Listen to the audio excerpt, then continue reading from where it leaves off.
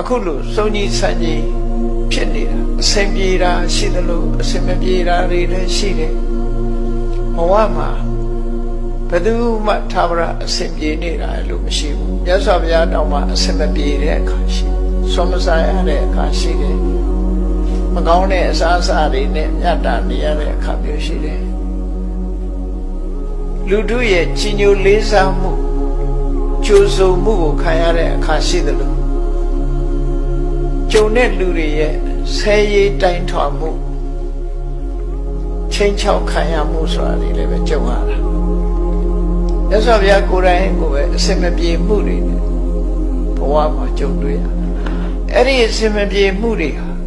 ဘဝကပေးတဲ့ဖန်တီးတဲ့ဒုက္ခတွေသာဖြစ်လို့ဘာနဲ့ဖြတ်ကျော်လို့ဆိုတိခဏချင်းခွင့်လွှတ်ခြင်းနဲ့ပဲဖြတ်ကျော်တခါတော့မြတ်စွာဘုရားမိန့်ကြားခဲ့တဲ့စကားလေးဟာဘုန်းကြီးတို့တွေမှတ်သားပြီးတော့လိုက်နာစရာကောင်းတာအဟနာကောဝသင်္ကမေသဗ္ဗတောပဋိတံတရအတိဝါကျံတိတိခိတံဒုတိလောဟိဘောဇနောဆိုတဲ့ငါဟာစစ်ပွဲဝင်တဲ့စစ်မျက်နှာရှေ့တန်းမှာဒီရှေ့တန်းကထွက်ပြီးတော့တိုက်ရတဲ့စစ်မြောင်ကြီးတို့ပဲစစ်ပွဲမှာရှေ့တန်းကနေပြီးတော့ထွက်ရတဲ့စစ်မြောင်ကြီးတို့ပဲသဗ္ဗတောပဋိတံတရဟောဒီကနေပြစ်လိုက်တဲ့မြားတန်တွေလမ်းတွေမြားတွေအဝေးကပြစ်လိုက်တဲ့အရာတွေဟာ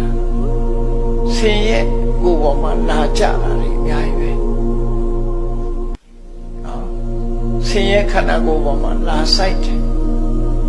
အဟနာကောဝသင်္ကမေသဗ္ဗတောပဋိတံတရအဲ့ဒီလိုခန္ဓာကိုယ်ပေါ်ရောက်ရှိလာတဲ့စုဝေလာတဲ့လေးတံများတံအဲ့ဓာတွေကိုသိခံတယ်အောင်ဤသိခံပြီးလောရမယ်လို့ကိုဆက်လုပ်တယ်နောက်မဆုတ်ဘူးအတိဝါကျံတိတိခိတံလူတွေရဲ့စော်ကားမော်ကားပြောဆိုတဲ့စကားတွေကိုငါသိခံတယ်သိခံမယ်။ဘာကြောင့်လို့ဆိုရင်ဒုတိလောဟိမဟုတ်စနောလောကလူအများစုကကိုချင်းတရားမကောင်းကြဘူး။ကိုချင်းတရားမကောင်းတဲ့လူတွေခြားတယ်မှာသိခံခြင်းမှာတပါးတခြားလုပ်ဆရာမရှိဘူး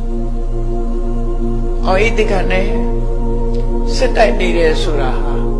မမွဲ့နဲ့ပေါက်ခံရတာမဟုတ်ဘူး။လက်နဲ့ထုခံ